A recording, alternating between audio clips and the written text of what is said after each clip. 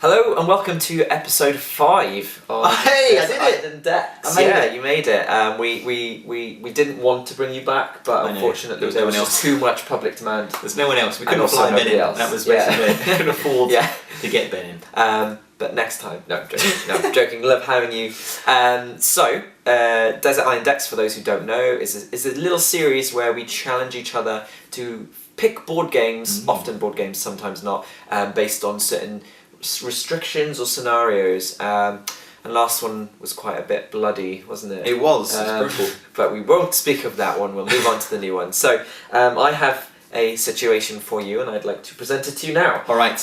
You are allowed to pick 3 games. So there's no, location That's it. restrictions. I can pick 3 no games. desert island desert islands or anything in this one.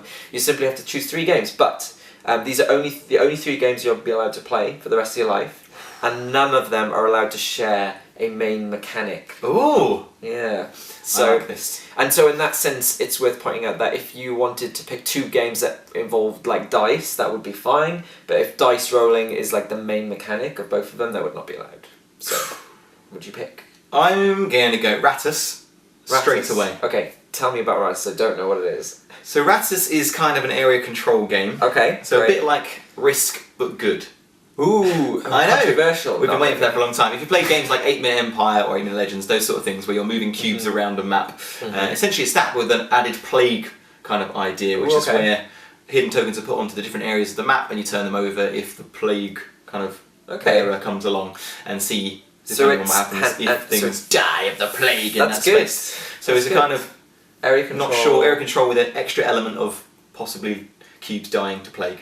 Okay, pandemic. Yeah, it's got a little bit of something like that going on. So there's Rattus. It's a really good game. It's worth checking out. It's got a bunch of expansions as well that make it up to 6 players. We always like that. Okay. Second game, I'm going to go Resistance because it's the most fun I've had.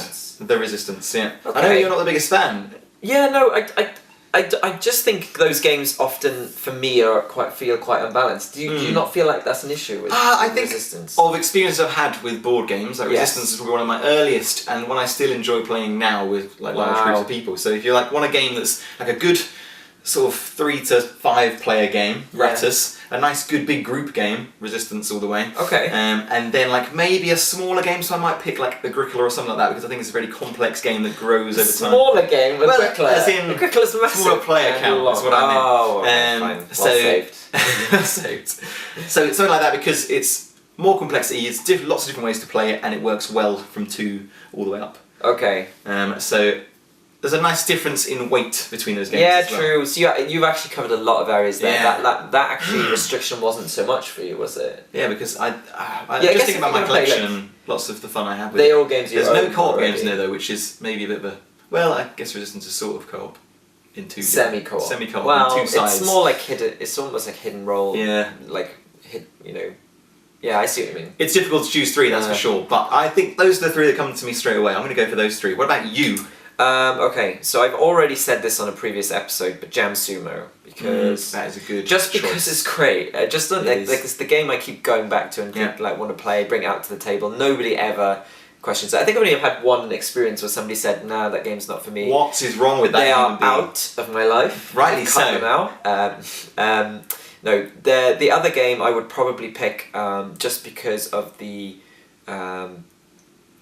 It's tough because I don't like. So obviously, Jam Sumo is very heavily dice rolling, so that kind of negates. I would say Fabled Fruit actually. Ooh. Just because I've already played it so much and I haven't even got to the end. Yeah. It's a Fable game, so essentially you play with these cards and there's a deck of cards, a big deck of cards, and as you play through and take cards off the table, you replace them with ones from the deck, and I haven't got to the bottom of that deck yet. Like, you've played it with me, and it's really good. We've played it a few times, and yet it's nowhere near the end. You're making me want to change choices. That's a good sign. That's a good sign. So there's those 2, and obviously neither of them share mechanic. But the Fable Fruit is worker placement, which is one of my favourite mechanics in a game.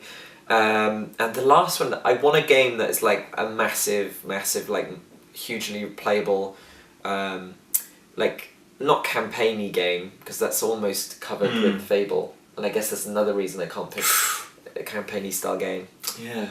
It's tough. It is tricky.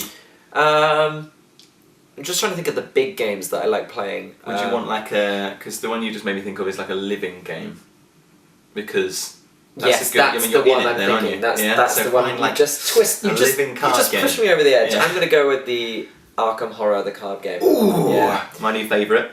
Yeah, and that counts. I should have said that. I'm swapping with Resistance is getting the boot, and I'm putting Arkham in as well. We can play Arkham together. Yeah, there we go. It's all worked out. But I mean, technically, I'm not sure if the rules. Yeah, that's it. I created the rules. Of course, the rules. Yes, do what you want. But then you can just play my copy. That's true, but I wouldn't be able to play it because I've got my 3 I'm only allowed to play. You see, if we cross. Yeah, that's true. Good. And then we can bring 2 other people in. You know, great. So that's that. That was easy. So mine is the opposite of your one. Oh God. So mine's just pick a genre.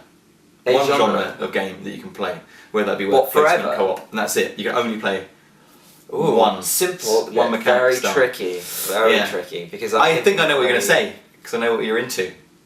What? Because of the board game knockout that we did, maybe. Probably that. Is it worker placement? It might just be that one. But well, is that still true? You know what? I actually have a slight veer away from that. Go on. I'm thinking, if this counts, Legacy. Oh, good choice. Because you'd never encounter, what's the word? Boredom. Essentially, you'd always be advancing. And that is essentially the goals of these Legacy games, is to get to an end point. And similar with video games, I don't like a video game which has no real end. Like those massively multiplayer online games where you just kind of grind until you get to the end and to the final level, and then that's it. You just keep doing it, just get slightly there. Or at least with Legacy games. Yeah. There's like a mini goal and then a greater goal, and I love that. And I think if I could only choose one style of game to play, are you including the living card games in that as a kind of legacy-ish? I think that would be cheating, would it not? It would. Yeah. If that's allowed, then great. Yes, I'd love to do that. But if not, I think I would still be okay just picking Legacy in terms of like just pure Legacy games. So Pandemic, Charterstone, which is coming out, looks very good. C4, your lucky thing. C4. Yeah, well, at least that'll take a good amount of time. I mean, you've got 20 games of that to play. What about you? Oh, mine is in the same sort of camp. It would either have to be living card games because I love a bit of Netrunner, and Arkham Horror has kind of blown everything out of the water recently. Yeah. So it'd be down that route, or definitely worker placement as well, because most of my favourite. But you can only pick one, right? Games. I know. This is where it becomes tricky. This is the dilemma. I think because of where I am at the moment and the way I've been playing, I'm playing a lot of Netrunner with my brother, which has been amazing, so I want to continue down that route, and I'm playing a lot of Arkham Horror with my other buddies and having like a really nice storytelling experience with them. And it seems to be really going strong, Arkham, so I would love to see where it goes, and I would be very sad if I would never be able to find out. That also includes the Legacy-esque campaign for Netrunner as well. Yes, which has just come out. I'm so pumped. We've got it ordered, it's coming, so I'll be playing through that soon and be writing a little review, I think, of that one too. Exciting. Well, that's it. That's for episode 5 done. That's a good one. There's a bit of a shorter one. It was short. It was sweet. Yeah. Hope you enjoyed it. Yeah, but if you have if you'd like to subscribe or like or comment, we have a website for chitsandgiggles.com. Please get in touch with us. Many of you don't want to do it anyway. Yeah, because what he said. You don't have to. It's not going to hurt you. Just be great. Yes. What's it going to do to you? Exactly. What's going to harm you? This isn't going to harm you. Come on, join us. But that's it. We'll see you on the next episode. See you next time.